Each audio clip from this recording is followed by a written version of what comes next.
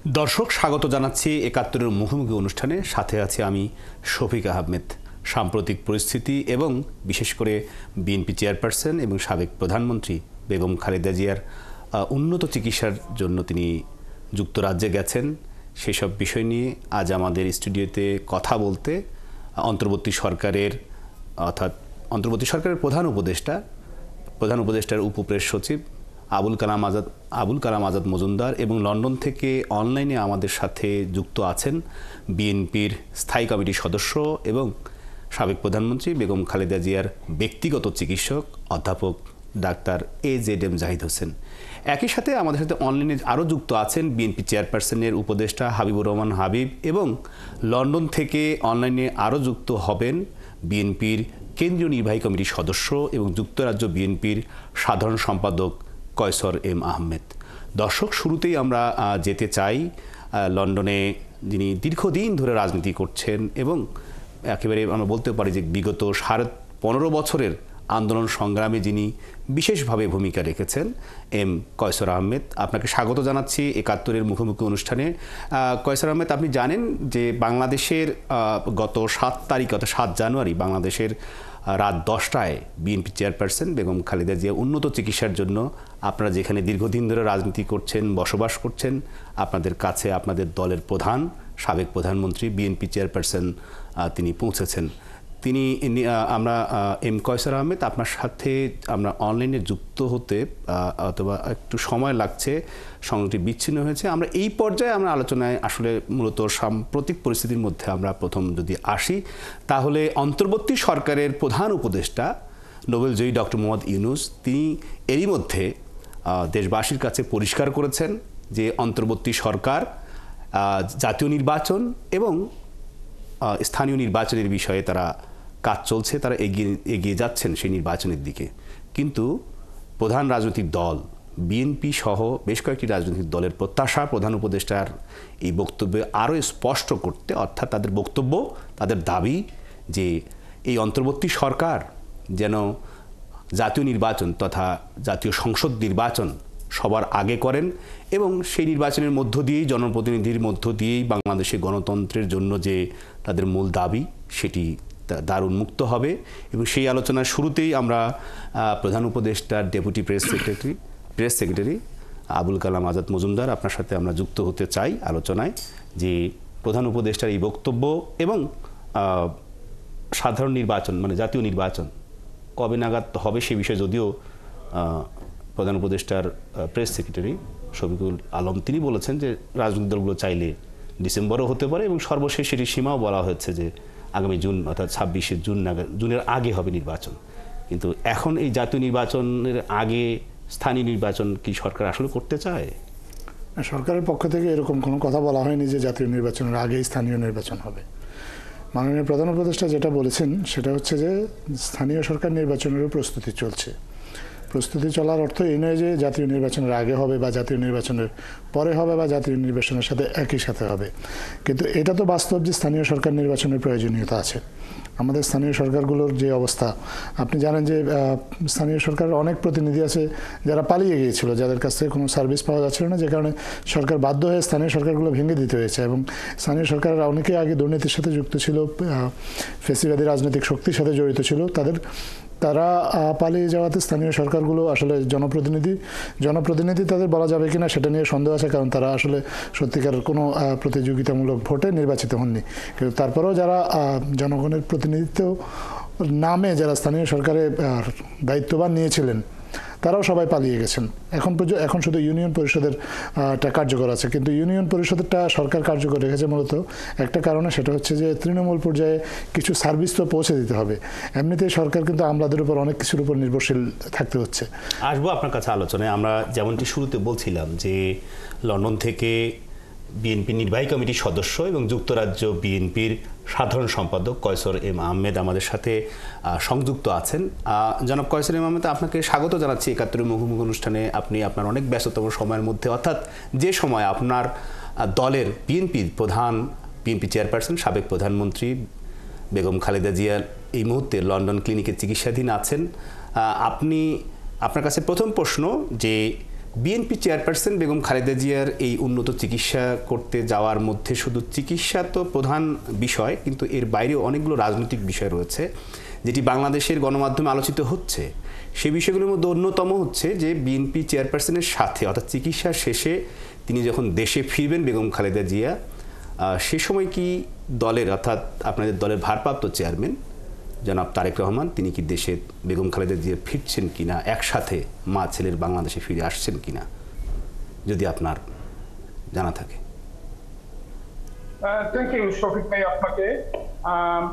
আপনার মাধ্যমে আপনার ৭১ টেলিভিশনের সকল এই কলাকৌশলী যারা আছেন সবাইকে আমার পক্ষ থেকে অভিনন্দন, ধন্যবাদ।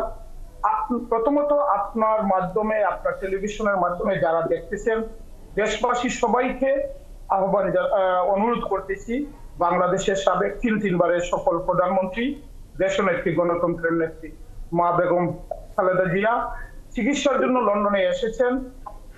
দীর্ঘদিন পরে হলেও আল্লাহর রহমতে উনি লন্ডনে এসে পৌঁছেছেন। উনার জন্য বেশি বেশি করে দোয়া করার জন্য, যাতে উনি তাড়াতাড়ি সুস্থ হয়ে যান এবং চিকিৎসা খুব স্মুথলি যাতে হয়, এর জন্য সবার কাছে দোয়ার আহ্বান জানাচ্ছি দেশনায়ক তারেক রহমানের পক্ষ থেকে।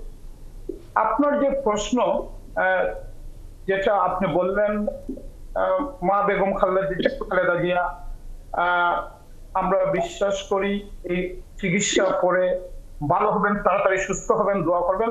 সুস্থ হওয়ার পরে সৌদির বার্তার আমন্ত্রণ আছে, উনি আমন্ত্রণ জানিয়েছেন উমরা করার জন্য, উনিও ইচ্ছা পোষণ করেছেন উমরা করার জন্য। আল্লাহ যদি কবুল করে উনি সুস্থ হওয়ার পর ইনশাল্লাহ উমরা করে যাওয়ার ইচ্ছা আছে, আল্লাহ যদি কবুল করেন ইনশাল্লাহ কবুল করবেন।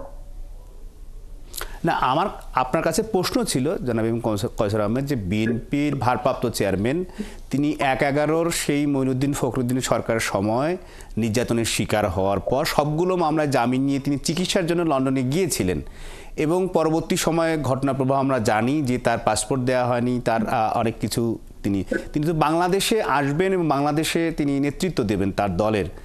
তো যেহেতু বিএনপি চেয়ারপারসন বেগম খালেদা জিয়া এই মুহূর্তে চিকিৎসার জন্য তার তত্ত্বাবধানে, অর্থাৎ বিশেষ করে ডাক্তার জোবাইদুর রহমানের তত্ত্বাবধানে সেখানে আছেন, তো এই সফর অর্থাৎ এই বেগম খালেদা জিয়ার যে চিকিৎসা শেষে উনি যখন দেশে ফিরবেন, বেগম খালেদা জিয়ার সাথে কি বিএনপির ভারপ্রাপ্ত চেয়ারম্যান তারেক রহমান দেশে ফিরছেন?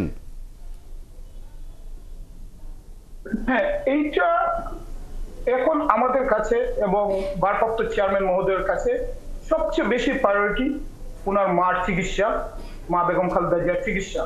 আপনারা ইতিমধ্যে আপনিও জানেন, বলেছেন উনি এই চিকিৎসার সময় উনি সার্বক্ষণিক দেশনায়ক তারেক রহমান এবং ডাক্তার জুবাইদুর রহমান ওনার সহধর্মিণী, উনি সার্বক্ষণিক ওনারা লুকআপটা করতেছেন, দেখতেছেন সার্বক্ষণিক।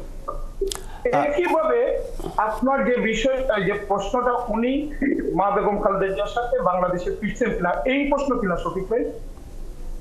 জি, আমার এই প্রশ্ন ছিল, কিন্তু সেই প্রশ্নটি যদি আপনি সংক্ষেপে উত্তর দিতে চান আমাদের দিতে পারেন। বিষয়টা হলো, এখন মা বেগম খালেদা জিয়ার চিকিৎসা চলতেছে, চিকিৎসা সুস্থ হওয়ার পরে উনি দেশে যাবেন। ওনার সাথে আগামী রাষ্ট্রনায়ক দেশনায়ক তারেক রহমান দেশে যাবেন কিনা এই বিষয়টুকু এখন উনি এই বিষয়টু এখন পর্যন্ত উনি এই বিষয়ে কাউকে কিছু আমরা পরিষ্কার ভাবে বলতে পারবো না যতক্ষণ উনি না বলবেন, এবং উনি চিন্তা করবেন দেশ এবং দল। আচ্ছা, জনাব কয়সর আহমেদ, আপনার কাছে আমি আরেকটি প্রশ্ন রাখতে চাই। সেটি হচ্ছে যে বাংলাদেশে 2017 সালে তো বাংলাদেশে এসেছিলেন চিকিৎসা শেষে বিএনপি চেয়ারপারসন বেগম খালেদা জিয়া। এবার তিনি যুক্তরাজ্যে তার চিকিৎসা শেষে তিনি যদি সুস্থ হন, তাহলে আপনাদের সাথে বিশেষ করে বিএনপির নেতাকর্মী বা প্রবাসে বসবাসরত শুধু যুক্তরাজ্য নয় এবং ইউরোপীয় ইউনিয়নের ভুক্ত যে আরও 27-28টি দেশ আছে, সেসব দেশের নেতৃবৃন্দের সাথে কোনো সভা সমাবেশে বক্তব্য রাখবেন কিনা, এমনকি যুক্তরাজ্যে সরকারি ক্ষমতাসীন দল বা বিরোধী দলের বিশিষ্টজনদের সাথে তার কোনো দেখা সাক্ষাৎ হওয়ার কোনো শিডিউল হবে কিনা বা দেখা করবেন কিনা, বা কোনো সৌজন্য সাক্ষাৎ বা নেতাকর্মীদের সাথে কোনো সভা সমাবেশে তিনি যোগ দেবেন? আপনি জানেন মা বেগম খালেদা জিয়া 2011 সালে লন্ডনে এসেছিলেন। লন্ডনে যখন আসছিলেন তখন যুক্তরাজ্য বিএনপি প্রবাসী বাংলাদেশিদেরকে নিয়ে গ্রন্সবার্নার্ড হোটেলে হাইড পার্কে একটি আভিজাত একটি হোটেলে বলরুমে প্রোগ্রাম হয়েছিল। তো ওই প্রোগ্রামে আপনিও উপস্থিত ছিলেন। খালেদা জিয়ার মিডিয়া কভার করার জন্য, এই প্রোগ্রামের মিডিয়া কভার করার জন্য আপনিও এসেছিলেন সেই প্রোগ্রামে। তারপরে আবার এই 2016 সালে এসেছেন, এর মধ্যে আবার আসেন। যতবারই এসেছেন উনি যুক্তরাজ্য বিএনপি এবং প্রবাসী বাংলাদেশিদেরকে সময় দিয়েছেন, মিটিং করেছেন। আমরা এবারও একইভাবে বিশ্বাস করি মা বেগম খালেদা জিয়া সুস্থ হওয়ার পরে আমাদেরকে বিএনপি, যুক্তরাজ্য বিএনপি প্রবাসী বাংলাদেশিদেরকে নিয়ে মিটিং করবেন। একই মিটিংয়ে বাংলাদেশের জাতীয়তাবাদী দলের ভারপ্রাপ্ত চেয়ারম্যান, বাংলাদেশের প্রাণ দেশ নায়ক তারেক রহমানও উপস্থিত থাকবেন। একই সাথে চেয়ারপারসন এবং একটি চেয়ারপারসন মহোদয় দুজনেই থাকবেন। মা বেগম খালেদা জিয়া সুস্থ হওয়ার পরে অবশ্যই আশা করি আমরা সময় দেবেন। কারণ দেখেন আরেক বিষয় আছে, যখন বাংলাদেশে মা বেগম খালেদা জিয়াকে যখন কারা অন্তরীণ করে রেখেছিল এই মাফিয়া সরকার, তখন কিন্তু যুক্তরাজ্য বিএনপি প্রবাসী বাংলাদেশিদেরকে নিয়ে বাংলাদেশের গণতন্ত্রের জন্য, এই মা বেগম খালেদা জিয়ার মুক্তির জন্য হাজার হাজার মানুষ আন্দোলন করেছে, সংগ্রাম করেছে। যখন উনাকে অন্যায়ভাবে বাড়ি থেকে বের করে দেওয়া হয়, তখন গভীর রাত পর্যন্ত, আমরা রাত্রে 5টা-6টায় এই -1-2 মধ্যেও আমরা আন্দোলন করেছি। প্রবাসী বাংলাদেশিরা আন্দোলন করেছেন এই মা বেগম খালেদা জিয়ার জন্য। তাকে তার অন্যায় করা হচ্ছে, তার অন্যায়ভাবে কারান্তরীণ করে রেখেছিল এই মাফিয়া সরকার। সবকিছুর অবসান হয়েছে। কয়সার আহমেদ, আপনার কাছে আমার প্রশ্ন যেটি ছিল সেটি তো আপনি বলেছেন, কিন্তু আমরা আসলে প্রশ্নগুলোর উত্তর আসলে সংক্ষেপে চাই। যেমন সর্বশেষ প্রশ্ন আপনার কাছে আমি করতে চাই যে আপনি যুক্তরাজ্য বিএনপির সাধারণ সম্পাদক, একই সাথে আপনি বিএনপির কেন্দ্রীয় নির্বাহী কমিটির সদস্য। আপনি তো এই 7 তারিখের পর বেগম খালেদা যে যুক্তরাজ্যে পৌঁছার পর থেকেই আপনি হাসপাতালে যাওয়া আসা করছেন। বেগম খালেদা জিয়াকে আপনি কেমন দেখছেন? যেমনটি যুক্তরাজ্যে মানে অবস্থানকালীন সময় আপনাদের মধ্যে তো অনেক উৎকণ্ঠা, উদ্বেগের কথা আপনারা জানিয়েছিলেন। লন্ডন ক্লিনিকে চিকিৎসাধীন আছেন বেগম খালেদা জিয়া, কেমন দেখছেন এখন? আগের চেয়ে ভালো না শারীরিক অবস্থা এখন কেমন দেখছেন? উনি বাংলাদেশ থেকে লন্ডনে আসার পর উনি প্রথমে লন্ডন হসপিটালে ক্লিনিকে অ্যাডমিশন হয়েছেন, ডাক্তাররা দেখতেছেন। এখন উনি খুব ভালোই আছেন, অনেকটা বাংলাদেশের চেয়ে অনেক বেশি ভালো। কারণ দীর্ঘদিন পরে ওনার সন্তানকে পেয়েছেন, নাতনিদেরকে পেয়েছেন, ডাক্তার জুবাইদুর রহমানও আছেন। তাদের স্বজনদেরকে পেয়ে, সবাইকে পেয়ে উনি কিন্তু অনেক উৎফুল্ল আছেন, অনেক ভালো আছেন, অনেকটা সুস্থ হয়ে গেছেন আমি বলবো।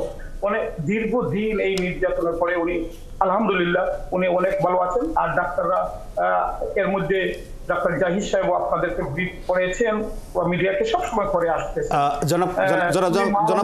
জনাব কয়সার আহমেদ, আপনার কাছে সর্বশেষ আমি যে প্রশ্নটি করে আসলে আপনাকে ধন্যবাদ জানাবো যে আমাদের স্টুডিওতে অন্তর্বর্তী সরকারের প্রধান উপদেষ্টা ডক্টর মোহাম্মদ ইউনূস, তার ডেপুটি প্রেস সেক্রেটারি, যারা এক ধরনের মুখপাত্রের ভূমিকা পালন করেন, হচ্ছে প্রধান উপদেষ্টার বিভিন্ন সিদ্ধান্তের কথা তারা জানান গণমাধ্যমের মাধ্যমে দেশবাসীকে।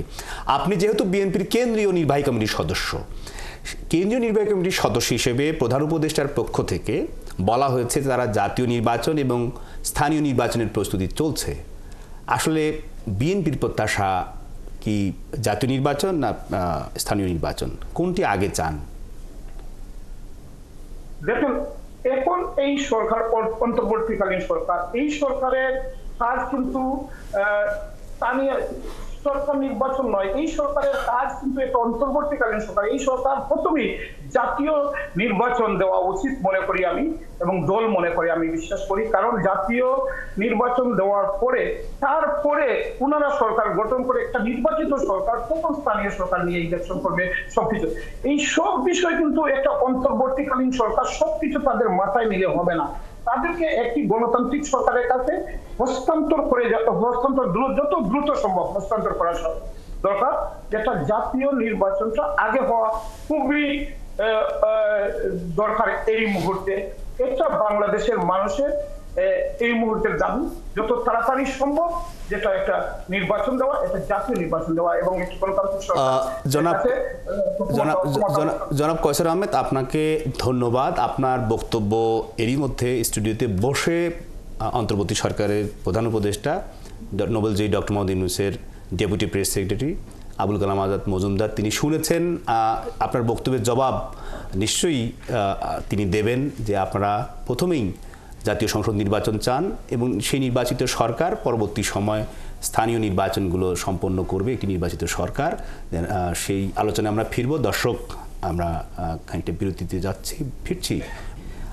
আপনারা জানেন যে আমাদের স্টুডিওতে সমসাময়িক বিষয়ে আলোচনার জন্য উপস্থিত আছেন অন্তর্বর্তী সরকারের প্রধান উপদেষ্টা নোবেলজয়ী ডক্টর মোহাম্মদ ইউনূসের deputy press secretary Abul Kalam Azad Majumdar, এবং আমাদের সাথে অনলাইনে যুক্ত ছিলেন বিএনপি চেয়ারপারসন বেগম খালেদা জিয়ার লন্ডনে চিকিৎসার জন্য তিনি আছেন যুক্তরাজ্য বিএনপির সাধারণ সম্পাদক কয়সর আহমেদ, এবং আমাদের সাথে অনলাইনে যুক্ত আছেন বিএনপি চেয়ারপারসনের ব্যক্তিগত চিকিৎসক এবং বিএনপির স্থায়ী কমিটির সদস্য ডাক্তার AZM জাহিদ হোসেন। একই সাথে আমাদের সাথে অনলাইনে যুক্ত আছেন বিএনপি চেয়ারপারসনের উপদেষ্টা হাবিবুর রহমান হাবিব। আমরা এই পর্যায়ে আলোচনায় যেতে চাই। জনাব হাবিবুর রহমান হাবিব, আপনার কাছে প্রধান উপদেষ্টার পক্ষ থেকে একটি বিষয়ে পরিষ্কারভাবে বলা হয়েছে যে প্রধান উপদেষ্টা নোবেলজয়ী ডক্টর মোহাম্মদ ইউনূস বলেছেন যে অন্তর্বর্তী সরকার জাতীয় নির্বাচন এবং স্থানীয় নির্বাচনের প্রস্তুতি নিচ্ছে।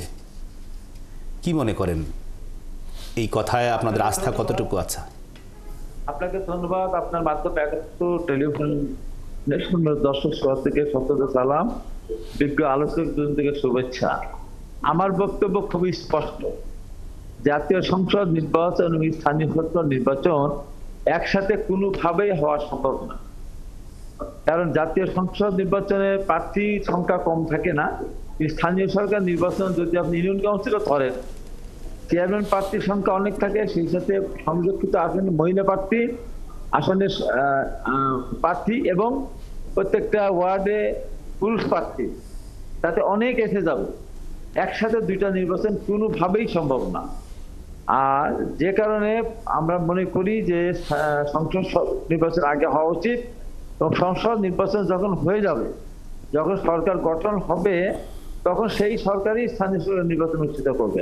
আচ্ছা, আসবো হাবিবুর রহমান, আপনার কাছে আলোচনায় আসবো। আমি এই বিষয়ে বিএনপি নির্বাহী কমিটির সদস্য যুক্তরাজ্য বিএনপি সাধারণ সম্পাদক এম কয়সর আহমেদ একই কথা বলেছেন যে বিএনপি প্রধান দাবি সংসদ নির্বাচন, এবং সংসদ নির্বাচনের মধ্য দিয়েই গণতান্ত্রিক সরকার, নির্বাচিত সরকার দায়িত্ব নেবেন, তারাই পরবর্তী সময়ে স্থানীয় নির্বাচনগুলো তারা আয়োজন করবেন নির্বাচন কমিশনের মাধ্যমে।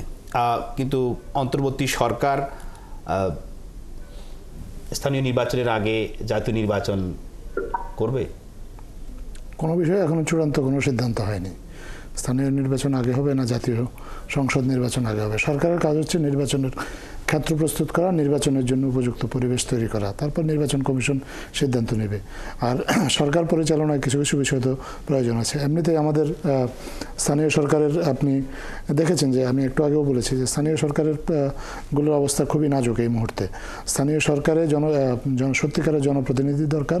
মাননীয় প্রধান উপদেষ্টা একটা কথা বলেছেন যে স্থানীয় সরকারগুলো যাতে সত্যিকার অর্থে স্থানীয় হয় এবং সেগুলো যেন একটা সরকার হয়, যাতে করে মানুষের যে সার্ভিসগুলো স্থানীয় সরকারের মাধ্যমে পাওয়ার কথা সেগুলো যাতে নিশ্চিত করা যায়, সেই লক্ষ্যে সরকার কাজ করছে। এখন স্থানীয় সরকার নির্বাচন আগে হবে না স্থানীয় সরকার নির্বাচনের পরে, জাতীয় সংসদ নির্বাচনের পরে স্থানীয় সরকার নির্বাচন হবে, এগুলো রাজনৈতিকভাবে আলোচনার মাধ্যমে সিদ্ধান্ত হবে। অবশ্যই বিএনপি একটা বড় দল, তারা তাদের দাবি জানিয়েছেন। দেশে আরও রাজনৈতিক দল আছে, তাদের মতামত তারা জানাবেন। সবার মতামতের ভিত্তিতে একটা সিদ্ধান্তে আসা যাবে এই বিষয়ে। কিন্তু আরেকটি বিষয় এখানে, জনাব হাবিবুর রহমান হাবিব, আপনি তো বলছিলেন যে নির্বাচিত সরকার আসার পরেই জাতীয় স্থানীয় সরকার নির্বাচনের আয়োজন করার বিষয়ে। তো যেহেতু সেই নির্বাচনের জন্য বিএনপি কতটুকু প্রস্তুত, বিশেষ করে আমরা বলতে পারি যে তাদের প্রার্থী জোট, এবং এখানে এক ধরনের পরবর্তী সময়ে যখন আপনারা গণতন্ত্র মঞ্চ সহ অনেকগুলো রাজনৈতিক দলকে, অর্থাৎ যুগপৎ আন্দোলন করেছেন আপনারা, এতগুলো দল নিয়ে আসলে সমন্বয় করে শেষ পর্যন্ত আপনারা 300 আসনে কেমন প্রস্তুতি আছে আপনাদের নির্বাচন করার জন্য? প্রার্থী বাছাইয়ে আপনারা পারবেন ঠিক মতো?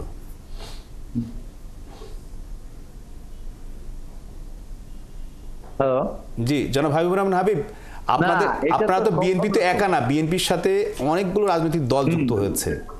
আপনার নিজের আসনে আপনি মনোনয়ন পাবেন কিনা সেটিও আসলে কতটুকু নিশ্চিত, নাকি অন্যদের শরীরদেরকে সেটা তো দিতে আলাদা হবে? ব্যাপার। আমি তো আমার নিজের আসনের কথা আমি চিন্তা করছি না। আমার কথা হলো যে জাতীয় সংসদ নির্বাচনটা আগে হওয়া উচিত। একই দিনে জাতীয় সংসদ নির্বাচন আর স্থানীয় সংসদ নির্বাচন হওয়া সম্ভব না।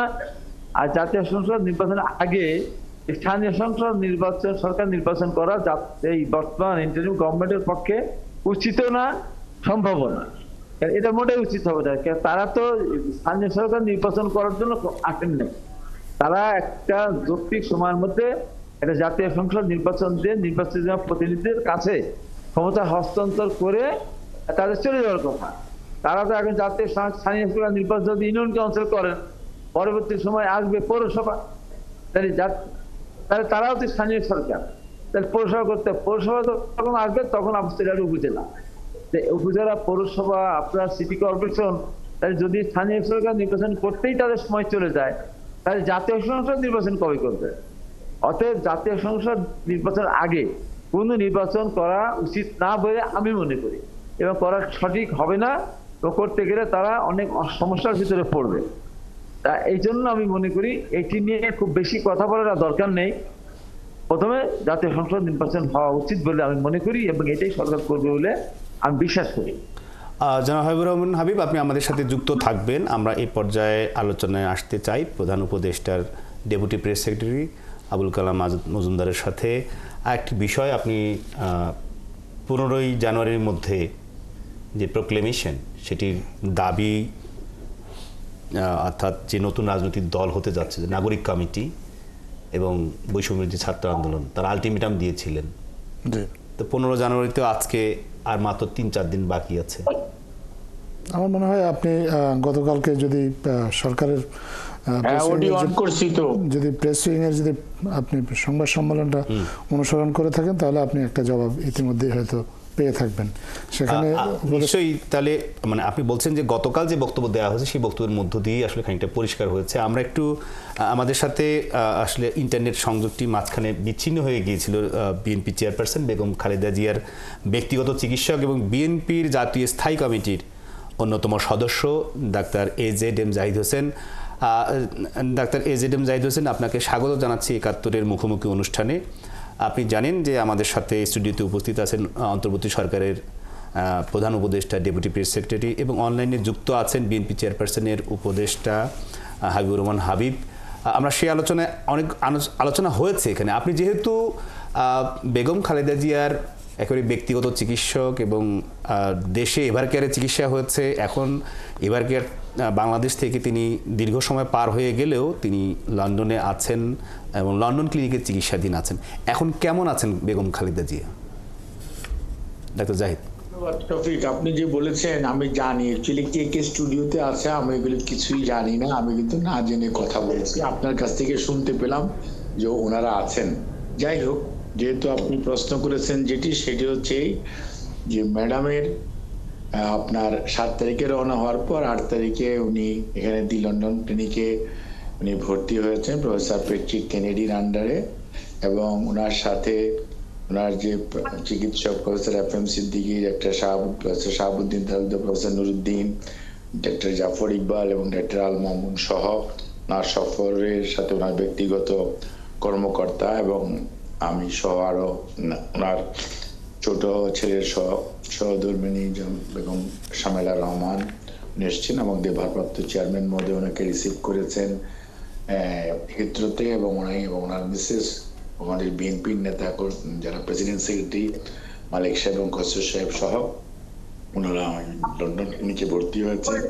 ভর্তি হওয়ার পরবর্তীতে ওনাকে যে সকল চিকিৎসককে দেখানো হওয়ার জন্য, বিশেষ করে প্যাট্রিক কেনেডি হচ্ছে হেপাটোলজিস্ট এন্ড গ্যাস্ট্রোএন্টারোলজিস্ট, এবং উনি পরবর্তীতে আমাদের চিকিৎসকদের সাথে আলোচনা করে এবং ম্যাডামের সার্বিক অবস্থা পরীক্ষা নিরীক্ষার পর nephrologist, cardiologist as well as the intensivist ওনাদেরকে অলরেডি দেখানো হয়েছে এবং ওনারা দেখেছেন ওনাকে by the side of the bed, এবং অ্যাকর্ডিংলি ওনারা যে সমস্ত পরীক্ষা নিরীক্ষা করতে দিয়েছেন সেগুলো চলছে। আজকে তো মাত্র 3য় দিন চলছে, কাজেই সব পরীক্ষা নিরীক্ষা শেষ করতে আরো বেশ কয়েকদিন সময় লাগবে হয়তো, এবং সময় লাগার পর পরবর্তীতে ওনারা দে উইল সিট এবং তারা এখানে ডিসাইড করবে what should be the next course of action regarding her treatment.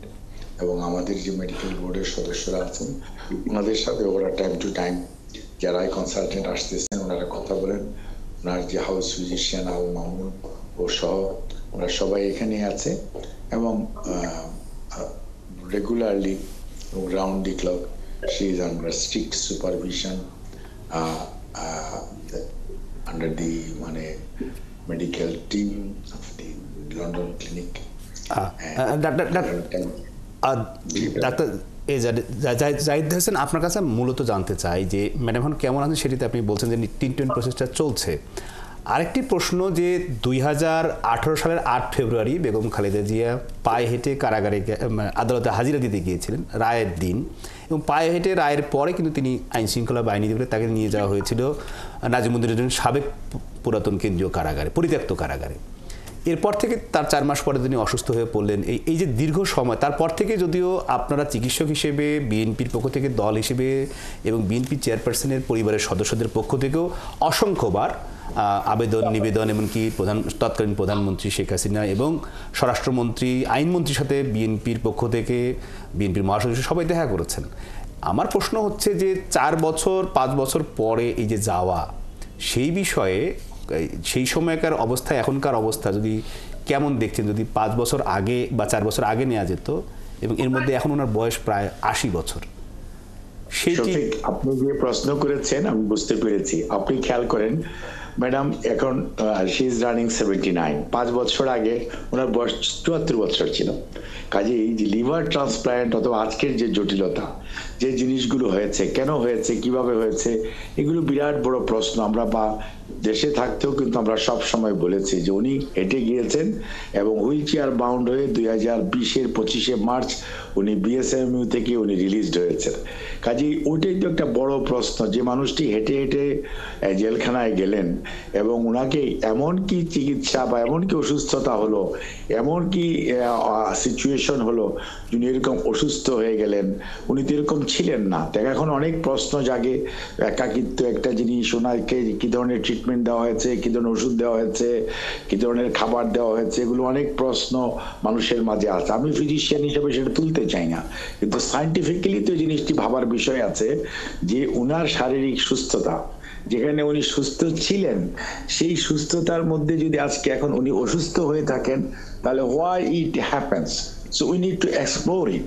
এবং সেই জন্যই কিন্তু দেশেও আমরা বলেছি এবং বিদেশেও আমরা এটা ফিল করি, এবং they are also raising this issue যে কেন এই ওনার সিরোসিস অফ লিভার এই অবস্থায় হলো, এবং এটাও উনি তো যে সমস্ত কারণে সিরোসিস অফ লিভার হয় তার মধ্যে অনেকগুলোর সাথে ওনার কোনো সম্পর্কই নাই, শুধুমাত্র একটা ওষুধ ওনাকে যে পরিমাণ দেওয়া হয়েছে সেটা একটা বড় প্রশ্ন। এখন সেটা ওনার ওভারভিউ বা তার রিভিউ করা হয়েছিল কিনা সেজন্যই আর কি। এখন ডাক্তার এজেএম জাহিদ হোসেন, আরেকটি প্রশ্ন আমি করতে চাই, যেহেতু আমাদের এই অনুষ্ঠানের প্রায় সময়সীমা শেষের দিকে, যে সময় এভারকেয়ার হাসপাতালে চিকিৎসাধীন ছিলেন এবং যুক্তরাষ্ট্রের জন হপকিন্স থেকে যে বিশেষজ্ঞ চিকিৎসকরা এসেছিলেন, বিশেষ করে ক্রিস্টোফার জর্জার সহ, আপনি তাদের নামগুলো ভালো জানেন কারণ আপনার সাথেই তারা কাজ করেছেন বাংলাদেশে এসে, সেই সময় রক্তক্ষরণ বন্ধ করার জন্য তারা টিপস পদ্ধতি ব্যবহার করেছিলেন, এবং তারা সেই সময় তখন আওয়ামী লীগ ক্ষমতায় ছিল, তারা লিখিতভাবে সুপারিশ করেছিল যে দ্রুত সময়ের মধ্যে বেগম খালেদা জিয়াকে যদি যুক্তরাষ্ট্রে জন হপকিন্স বিশ্ববিদ্যালয়ে নিয়ে যাওয়া হয় তাহলে সেটির প্রথমত চিকিৎসা সম্ভব এবং তাকে সুস্থ করে আবার দেশে নিয়ে আসা সম্ভব। এখন তিনি লন্ডনে ক্লিনিকে চিকিৎসাধীন আছেন, তাকে যুক্তরাষ্ট্রে নেয়ার বিষয়ে অথবা সেই চিকিৎসকদের পরামর্শ, মেডিকেল বোর্ডের পরামর্শ, সেসব বিষয়ে আপনারা কতটুকু চিন্তা ভাবনা করছেন? এটা কিন্তু নামে ক্লিনিক হলেও this is one of the best hospital in England, for your kind information. এটা ক্লিনিকের মতো, সে আমাদের বাংলাদেশে ক্লিনিক বলতে আমরা যা মিন করি, এই হসপিটালটির বয়স 93 ইয়ার্স সো এটা this is one of the best hospital in England. আর আমরা সবসময় জন হপকিন্সের যে মেডিকেল টিম আছে তাদের সাথে আমাদের সংযোগ আছে, এবং ওনারা দেখে তার পরবর্তীতে যদি এটা নির্ভর করবে the feasibility and the further treatment procedure বা মডালিটিস কি হবে তার উপর। তবে এটা ঠিক, আগে যে চিকিৎসাটা ওনাকে নিয়ে গেলে ওনার তখন বয়স আরও কম থাকতো, ওনার চিকিৎসাটা রোগের যে অ্যাগ্রেসিভনেস সেটা এই পর্যায়ে যেত না, এবং তাহলে ওনার চিকিৎসা আরো সহজ হতো এবং উনি আরো দ্রুত সুস্থ হয়ে উঠতেন। যতই সময় গিয়েছে রোগটা যেমন অ্যাগ্রেসিভ হয়েছে, অন দি আদার হ্যান্ড ওনার সবকিছু মিলিয়ে ওনার শারীরিক সুস্থতা স্বাভাবিকভাবেই ডিলে হয়েছে এবং কিছুটা নেগলেক্টেড হয়েছে ডিউ টু দি অপোজিশন, মানে অর্থাৎ যে প্রতিবন্ধকতা সৃষ্টি হয়েছে এই জন্য। জনাব এজেডএম জাহিদ হোসেন, আপনার অনেক ব্যস্ত সময়ের মধ্যে বিশেষ করে আপনি এখন লন্ডন ক্লিনিকেই আছেন, বিএনপি চেয়ারপারসন, সেখানে চিকিৎসাধীন আছেন। আমরা নিশ্চয়ই পরবর্তী সময় সংবাদ সংযোগে বেগম খালেদা জিয়ার পরবর্তী চিকিৎসা পদ্ধতি বা লন্ডন থেকে যুক্তরাষ্ট্রে নেওয়া হচ্ছে কিনা এইসব বিষয়ে আপনার কাছ থেকে আরও আমরা বিস্তারিত জানব। দর্শক, ৭১-এর মুখোমুখি আমাদের সাথেই থাকবেন। আমরা ফিরছি একটি বিরতির পর।